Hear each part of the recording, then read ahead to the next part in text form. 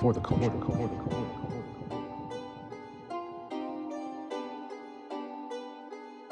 Welcome to another episode of For the Culture Podcast, a soccer podcast for us, by us.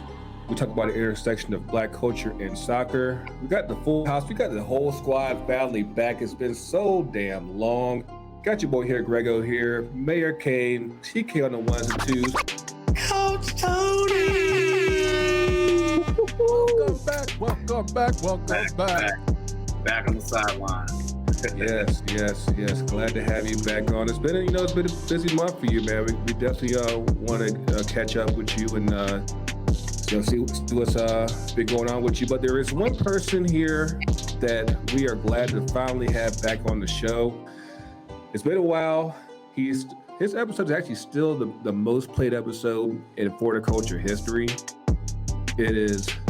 I mean, you want to do this intro, Tony? I mean, you want to do this? I think it's only right if I do it. But the illustrious man, the man with the plan, the man who taught me all I know, we're going to give it up to Mr. Kab Hakim, representing Football America up in D.C.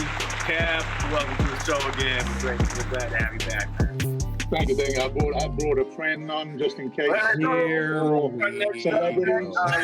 for our next subject, please. Does that even weigh anything? You want to talk about the NWSL championship? Yeah, that Houston Dash, man. Good God. Yeah, 30 years of That Houston Dash. Woo, they were looking good, don't you think? Yeah. They really were, man. They beat Chicago's. Like it's the highest rated NWSL program in league history. Like they did the thing, man. All respect to the champs. All respect to the champs. Who are the champions of Europe right now? Oh man, we should cancel a couple more weeks for that. You talking about the women's game? Oh, in the women's game? Oh, in the women's game. Who's the champions of the It's world? Lyon, right? now? Lyon, right? The world. Is that the Red Sox? The team. They do wear Red Sox. Wow. Mighty Ducks. It's the Mighty Ducks. I got it. All right, no, we don't see this. We brought Kab on also because, as we know, Liverpool confirmed that they are now crowned champions of the English Premier League. All respect. First time as far as the Premiership goes. Well, we had to give our props and respect to you. So, Kab, congratulations. A long time coming for y'all. Man, Appreciate it. so Long time coming. A long, super long time coming.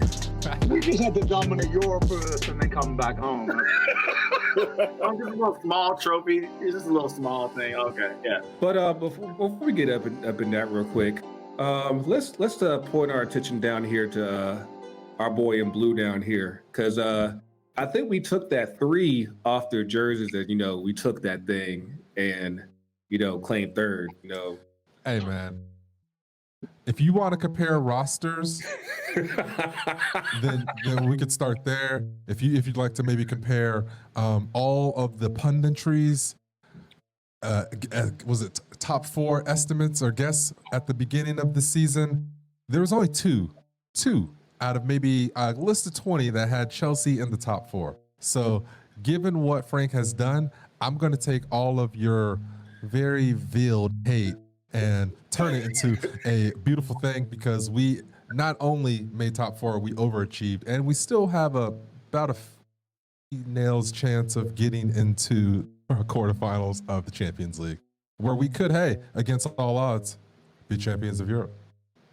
Or FA Cup winners. Minimum. Okay. That wasn't a compliment. Hey, I mean, if you know anything about Chelsea, well, I don't want to take it for granted, but if we win the FA Cup this year, it's going to be an incredibly special thing. One reason, back-to-back. We won it last year. Second reason, this will be our 50th anniversary from 1970 when we beat Leeds, the promoted team from the championship. Welcome back to the Premiership. So this is a lot. There's a lot in the cards. This all would happen in 2020 when Leeds gets promoted, Liverpool wins the league. 2020 is just insane. Clearly. Yeah, we're busting up the seams over here. But yeah, I guess the inevitable has finally happened. First of all, that trophy ceremony was like the most dramatic shit I've ever seen in my life. Y'all got the whole spotlight all over Anfield and got the It looked like a damn rave. It really did. Outside it was, man. It was crazy. I don't know what these people are doing. Like the COVID don't exist or something. Yo, we never talked about it like back when y'all first clinched the league. Like y'all went nuts that night. I was like, do we not even have a pandemic right now? Like, are like it's like, hey, like for a expat like yourself, tell us about, I guess, like the impact of Liverpool finally win the league in the city of Liverpool. Well, it's different, yeah, because it's hard to talk to an American generation about the history of English football because it wasn't really part of mainstream American television until NBC came along, right? Before that, it was on Fox Sports World, which was like 1997, and before that, it was on video. So unless you got a video of a game, nobody really knew too much unless they got a newspaper or internet or something like that. But it wasn't on regular television, so it wasn't part of mainstream culture. So it's blown up so fast that social media and satellite television and streaming has made this thing bigger than life. Nobody really looked at winning the Premier League as a major accomplishment until the new millennium. In our history of the league championship, as we call it, it was, I guess, who's your most successful American sports team? The Lakers, Yankees, Lakers, Celtic, Bulls, Lakers. So as much as you would expect the Lakers to win the basketball, what is it, the NBA World Series? Sorry, not World Series. What do they call it? Finals. NBA Super Bowl. NBA Super Bowl. Pretty sure. Whatever you call it, right? Whatever you won, just as much as you be like, oh, excited, oh, the Lakers won, whatever, right? That's how it was when Liverpool won the league. It was a regular thing from about 1973 when Shankly last won it to basically when I left, which was 1989. Arsenal won that year, and first year I was in America, we won it back under Dalglish, and then in '92 it changed to the Premier League, and then whatever happened with the squad that we had, we were just talking before we came on camera about the squad aging at that time. Yeah, so Dalglish's squad aged to the point where they were just ineffective in the league. And then we went 30 years of trying to find the right chemistry to win it back. But prior to that, 70s and 80s, it was just a regular thing. We still celebrated winning, but not what you saw, Wednesday night with the fireworks. Fireworks, the only time we have fireworks in England is November the 5th. And anybody knows English history, that's Guy Fawkes night, when a guy tried to blow up Parliament in the 1600s, yeah? And so we celebrate catching him and burning him to death with fireworks, and that's the only time we use fireworks. So to see fireworks and all these, flares and a DJ and all this other stuff going on, that's a new thing. That's new money right there. Yeah? So that was clearly like, I don't know if it was just the fact that Liverpool won it or just some new shit that the EPL was. So I was like, yo. Like, all I know is when United wins next year, I need the same treatment. Like I can't, because it'd be real funny if come next year we go right back to the on-field ceremonies. Like, no, I need the spotlights. I need all that. If you had seen the parade, the Liverpool, when we won the Champions League last season, and then you saw, almost 1 million people covering. I mean, look, here in DC, we won. The World Series, yeah. Before that, they won Stanley Cup.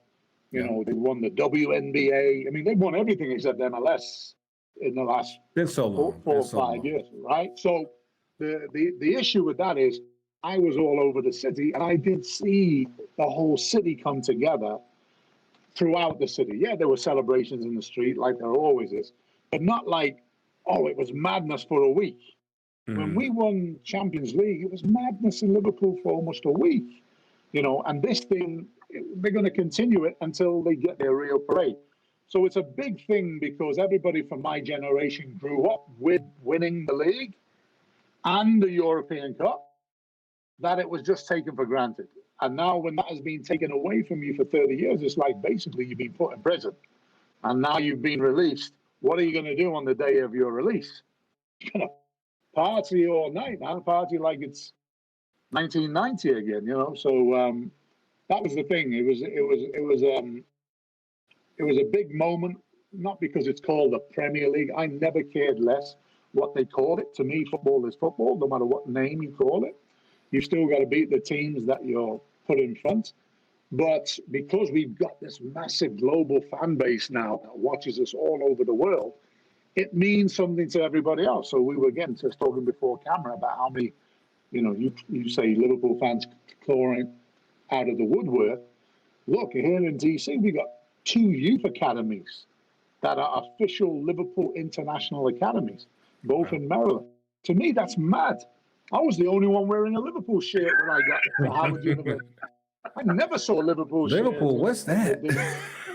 Exactly. That's how everyone treated me. Like, I'm wearing a Liverpool shirt. Nobody cared. Nobody knew who was what. Now everywhere I go, it's Liverpool, it's Chelsea, it's Man United, it's, not Man City yet, but, that's how mad it has become here, and I'm all for it. I think it's great to have a passion for whatever team you follow and whatever. But no, I mean, sorry I'm being long-winded, but, it wasn't a big deal until now because of the money and the television and the marketing and the branding and the salaries. Yeah, everyone goes crazy over how much somebody's getting paid or bought for. You bought Maguire for 80 million. Can you imagine? Jerry Maguire, what you got, 80 Tony? million. So no, I want to make sure that we talked about it before we start recording, but to Kat, and you were kind of alluding to the fact that the aging of the squad and everything, and you had mentioned before we came on as far as like this was the right time for this to happen, and this might not happen next year or even the year after. Like, this is the only time. Can you speak more about your opinion as far as like the aging of the team, the youth of the team, direction of the ownership? How do you feel like, okay, now that y'all gotten over this hurdle, what's the the outlook for Liverpool going forward, you think? What's next? I think it's the same for football. Yeah, I think with COVID, nobody knows. Yeah, nobody can predict what's going to happen next week. Never mind next season. Yeah, we still don't know if the Champions League games will actually go ahead. Yeah, because anything can happen still. Because Premier League went well. I think only 1 infection in the past 4 weeks. Mm-hmm. But now we're talking about really, Europe. Sorry? It went really well, all things considered, yeah. And that was because they're in a bubble. Yeah, so they're in a bubble, they're in a hotel. Everything is everybody's checked twice a week. I actually think that's not enough unless you go back to your homes, yeah, and your families. Then you need to be checked every day. But if you're in a hotel and you're just going from the hotel to the game or practice and back again, you can contain it. Is that what the rest of Europe is going to do? I don't think so. I don't know. But that's not going to be the case. It could be a problem. So we could end up having a null and void Champions League. So we don't know. And therefore, we don't know what's going to happen next season. Don't forget, just 2 days ago, PSG played Celtic in a friendly. They let 6,000 fans in. That's madness to me. And they were already talking about there's like a new surge coming up in Spain and France and Germany. Like, that's the kind of stuff you got to really be careful about. Just you're trying to, you feel like you've conquered everything. It's like, keep in mind there's still no vaccine, and it's like you have to be really careful about how quickly you start letting fans back in and saying, okay, it's safe to go back. It's like even I think like even going into next season, you're still going to have like at best you might have 20%, if that, at least through Christmas. And but even that, just going by what's happened both here and as well as back in Europe, I'm not sure if that's the best idea. Like you might want to just slow this down until you just know for sure that it's okay to have fans back up in there. So I will answer Tony's question, but just to finish that point then, look at college sports. Every single conference is canceling the fall. Why? Because they can't put them students in a bubble. They can't control. They can't control them. You're not going to tell I'm not going to be, stereotypical, but I've got to use it as an example. You're not going to tell an American football player, you're going to sit in your dorm room for the entire semester, and we'll just let you out on Saturday to come play your game, and then. But that's what they do in the Premier League. So can't do it that way. So my question is, you're going to bring fans in, and they're going to. How are they going to get tested? How are they going to get temperature checked? And then is that enough?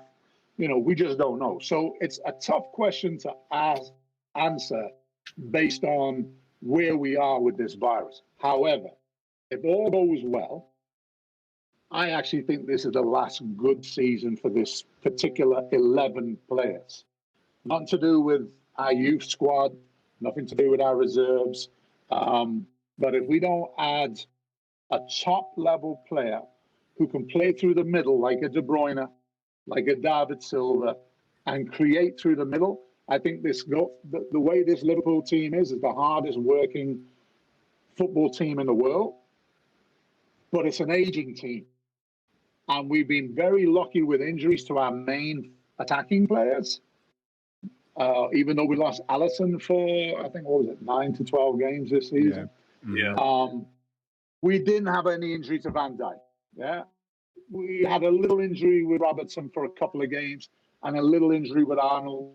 But you saw when we lost Henderson, straight away, when Henderson's there, we never lost. We didn't.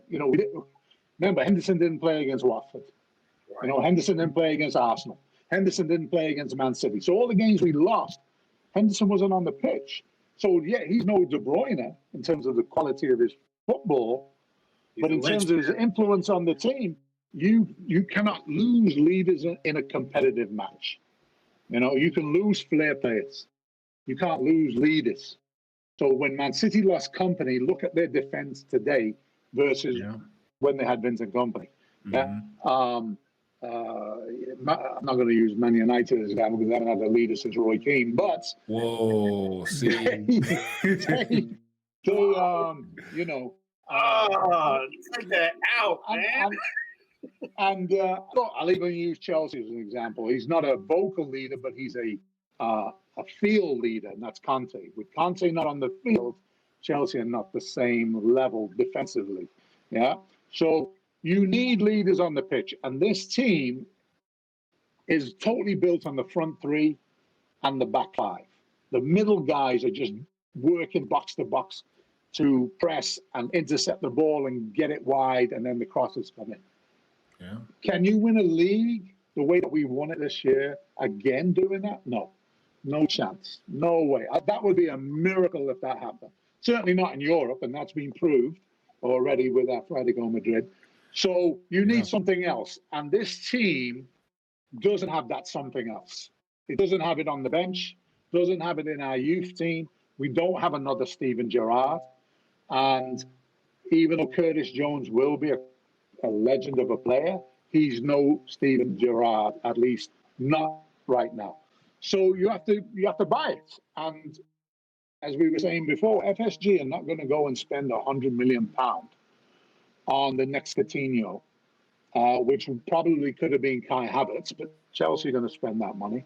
So we're not going to add to the squad until we sell. And we've already sold Lovren and Lallana. He left quick, yeah. Klein's gone.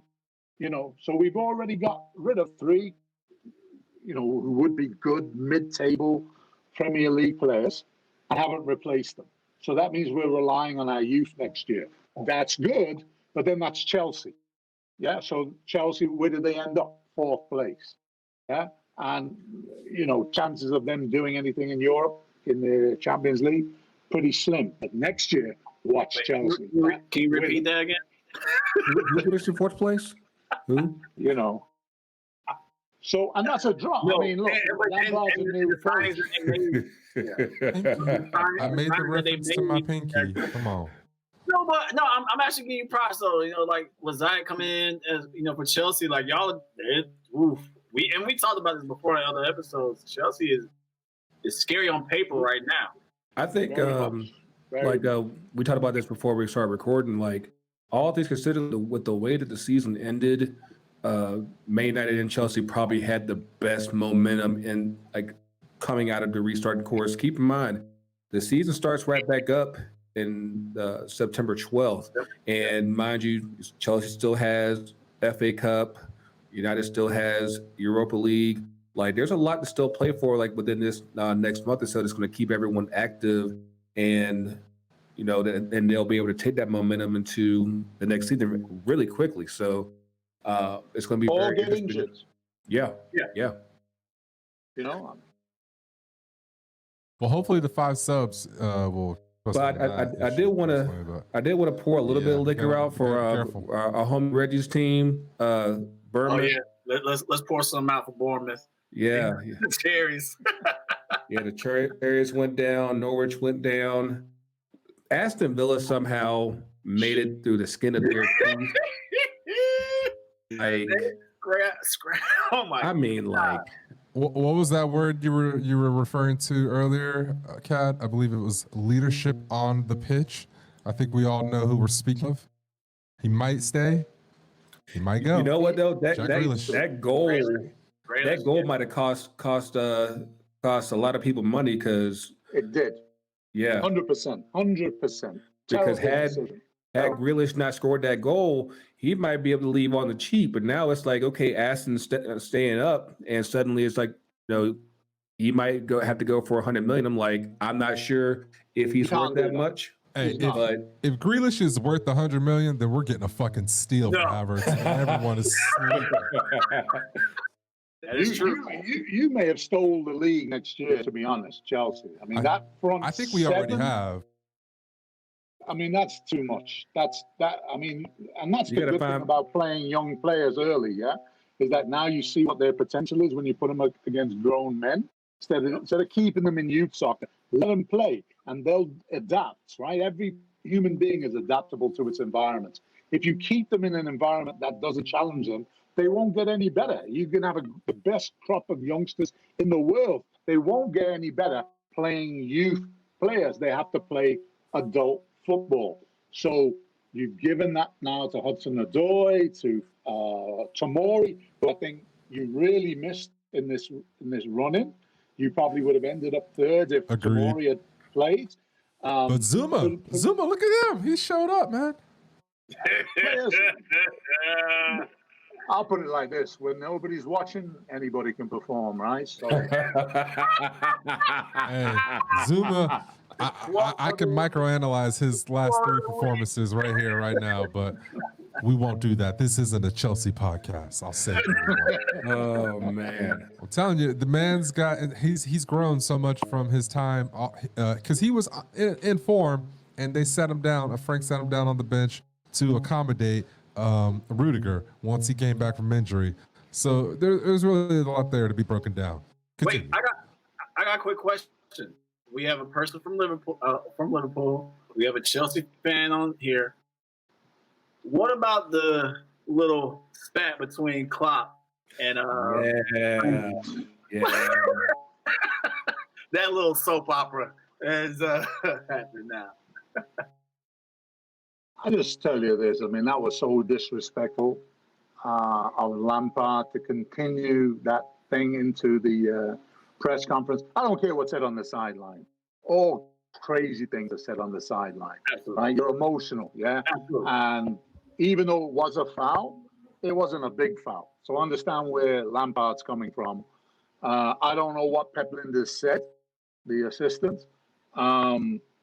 But it's not arrogance when you're trying to win, yeah? Everyone's trying to win, yeah? And it meant more to Chelsea to win that game than it did to us. For us, it was just the pride. Right. But once you have settled down, you're in the press conference, you're talking to not just your fans, but you're talking to the world. You got to calm down now and choose your words carefully. And it wasn't like he said anything terrible, but to say things like you're arrogant and, first of all, to even say to Klopp, this is your first championship. Like, let me put this into context. First championship, mate. He won 2 Bundesligas with Dortmund. And talking about winning that is in another country. What has Lampard won outside of England? He couldn't even win MLS. Did he win MLS? Did he win MLS? No, How dare you MLS talk was about a retirement. Oh, come on. So I think what Lampard is really referring to as overall and his credibility as a player, and he's won several. So when Lampard's speaking, he's speaking of you're in England now, so you have to prove yourself on English soil, and Klopp has that's done done. that, rightfully That's so. done. He's done that rightfully so. 198 points in 2 seasons. How much more you want proven? Where was Liverpool at in Klopp's first season? That's you bring up a good point there. You bring up a good point there because just the gradual improvement from what was it 2015, I believe, when he came on, like to see where they were back then, where they couldn't really defend much of shit. They really didn't have I don't think I think Suarez already been sold by then, but like just to see the progression of that roster from that time has actually been incredible to see. Because I can tell you the starting team. It was Mignolet in goal, Klein, Moreno, Sacco. I like Sacco. Skirtle, right? Sacco's okay, but he's not a Premier League winning defender. Yeah, agreed. He just likes his haircut. That's all it is. And he's French, so there you go. That's all it is. Then the midfield: Shan, Lucas, Lallana. Ooh, Lucas, yeah. and then the front three, which is not too bad: Coutinho, Sturridge, and Benteke. So that's a decent team, but it's not a championship winning team. It's not a Premier League winning team. So now you've got, Alisson for Mignolet. Come on. Arnold for Klein. I like Klein. I've always loved Klein as the best right back in England when he was fit. But he's injury prone-ish in the last couple of years, and so he hasn't come back. Moreno is an attacking defender, but he's not a good defender. So Robertson, night and day. You got the 2 best fullbacks in the world. I mean, look at the assists in the Premier League. The top 3 assists: De Bruyne, Arnold, Robertson. That's ridiculous. Where in the world do you have your both fullbacks are the top 3 assist makers in your league? And not even Roberto Carlos and Marcelo had that. So and they were the best fullbacks in the world. Yeah. So and then you got Van Dijk and Gomez. That 5, I wouldn't even touch that 5. You can have your Koulibalys and Maguires. Wouldn't touch that back 5. But midfield, now because it's so hard working, you cannot outwork Henderson, Wijnaldum, and then whoever you put else in there, Fabinho, Milner, whoever you put in there, Keita, that team is going to work box to box. And it's hard to play against that midfield. And then front 3, forget about it. They press from the front. So if you are trying to play out of the back, I mean, look, even though we lost both games to Man City and Arsenal without scoring, Liverpool dominated both those games. I've never seen such a lucky victory as the Man City one, from the penalty decision to every other goal. It was all just Liverpool just did something sloppy, and Man City creamed them for the mistake. Now, all goals come from mistakes. Let's understand that. But in terms of the possession and the play, Man City only had 15 minutes in that game. 75 minutes was all Liverpool. Arsenal had 2 shots at home and won 2-0.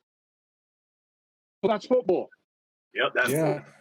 Well, You know, but that's what Klopp has done, is that he's taken a team that didn't believe, that didn't was fluent in attack, but not good at defending. And he just said, listen, I'm going to press you until you suffocate.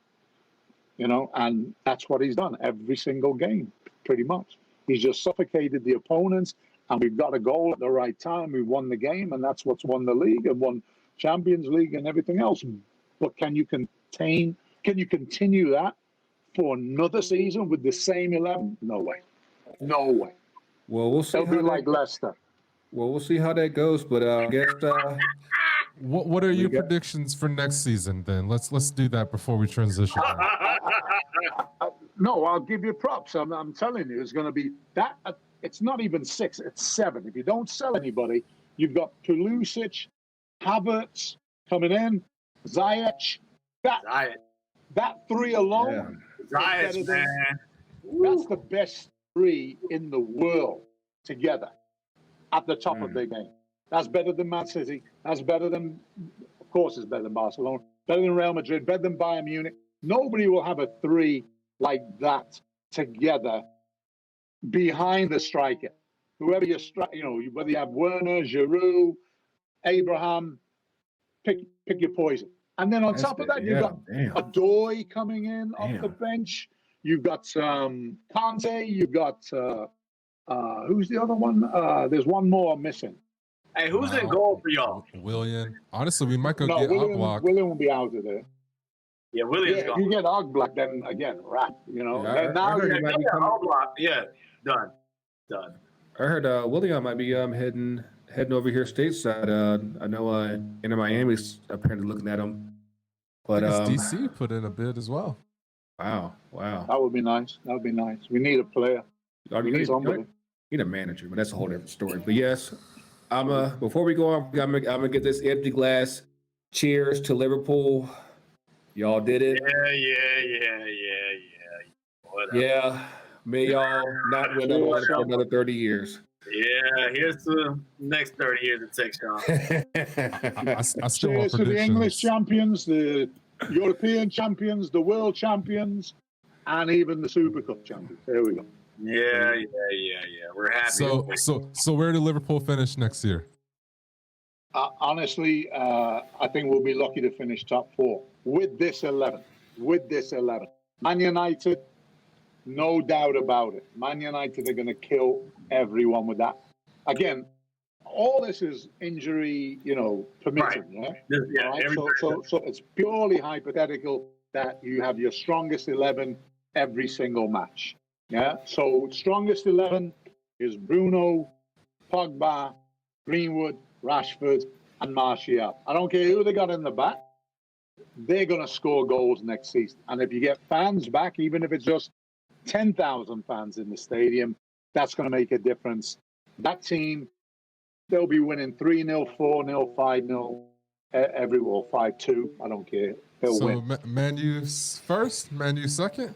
No, I'll put my money on Chelsea to win. Man U second, Man City third, and Liverpool probably fourth. All right, let's go across the line. Rashad? My top 4? For next year, what's your prediction before we transition? Ooh. Man U 1, Chelsea 2, City 3, Liverpool 4. Coach Tony. I'm actually a little bias in there. I'm actually going to agree with what Kab said. I had the same type of stuff in my mind as far as, because we've talked about in the previous episodes, Chelsea's the signings they've made, the performance they've been putting in post-COVID or during COVID, I should say. Going into this next season, they're scary. And if y'all do make a change back at keeper as well too. Oof. That's really going to be scary. But as far as like you said, as far as Man United goes, like I mean, our front attacking group, I love it. First of all, the fact that it's so colorful. You know, what I mean, like we got brothers out there, you got Bruno out there. I mean, like that part. I mean, as a Man United fan, like that was the one part that I used to look at Arsenal with envy, or Chelsea with envy. Like the fact that now our attacking group is all colorful. I love that for the culture. Like Jurgen Andy Cole days, yeah? Yeah, exactly. When Jurgen Klopp, I mean, that was the whole reason why I fell in love with United back in the day. So, I'm going to put United at 2, City at 3. I mean, I think really City and United are going to be battling it out for that 2-3 spot. Because Pep always has something up his sleeve, or he also has his big downfall, too. We'll see. And then, Liverpool 4, I just think, what you alluded to as far as the age, injuries, I just don't see, unless y'all make some significant splash, transfer-wise, I don't see that happening. Hey, Tony. Yeah? What if I told you Manchester United would get Sancho? Would that change your mind? No, I still say second. Okay.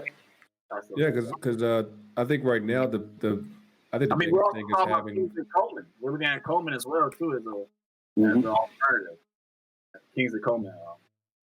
So I think we still need to figure out like who's going to partner up with Maguire on the back line. If we can figure that part out, we should be good to go. What you got, TK? I think it's going to be an old school battle, like let's say 10 years ago. But I see United and Chelsea battling it out for the better half of the season. Manchester City playing the constant thorn in the side, and Liverpool, if they don't drop off, still in the running. So honestly, I see Liverpool as a second. I see Man United as a third. I see what did I say? City as a fourth. City. And, Chelsea will be on top, obviously. Gotcha. Nobody said. Now, if you don't mind me saying, I don't know if this was another one of your later questions or whatever, but if you don't mind me saying, don't sleep on Newcastle if this takeover by the Saudis comes through. Yeah. It may not come through in time for them for this season, yeah? So I'm not even going to put them in the top 5 this season. But for the season, when I say this season, I mean in September, right? So, but for 2021, to 20. Newcastle with the Saudis running them, that's a totally different ball game. I mean, forget if you thought what Man City had in terms of financial resources was big. No, you ain't seen nothing yet. You ain't seen a Ramco yet. Oh Lord, they just buying Mbappe and I don't know what you like think to about play video games. When I play FIFA, you get the financial takeover. As soon as you hit that, You remember that graphic we had on the screen a few months ago? I wish I had that to put up right now. I'm excited. I know all of you in Atlanta, right? Yeah. I'm going to tell you, you're going to see the first Newcastle United fan club Atlanta when that happens. We have one. We have one. You do? Yeah, they're small, but they'll get much bigger, I'm sure. Peachtree Geordies, huh? There you go. Something like that. I'll make my prediction real quick. Go. Oh, sorry, I didn't mean to interrupt you. Oh no, you're fine. You're fine. I'll make it real quick before we go to break. Of course, the way you laid it out, Cab, it definitely makes it a hard argument to go against Chelsea for next year because that whole attacking platoon sounds insane when you think about it. I think that Liverpool won't go down without a fight, so I could definitely see them finishing second. United third again, and City fourth. Because I think that they're going to be the real thorn in everyone's side next year. Because of course they just got off real lucky with getting no ban. So they're pretty much playing with house money next year. So, I think that for a lot of teams, they'll be the one team that everyone hates to play, even if they aren't necessarily challenging for the league next year. But we're going to take a quick break, pay a bill. And because, there's some stuff that happened here in Atlanta that we got to get at real quick. So we'll be right back and see y'all in a few. This is Coach Tony. Thank you for listening to the first part of our podcast on For the Culture Podcast. Can't wait for you to listen to the second part. Please tune in. Of course, subscribe on FTC TD. And we got a great second half for you. If you haven't heard about Anchor, it's the easiest way to make a podcast. Let me explain. It's free. There's creation tools that allow you to record and edit your podcast right from your phone or computer.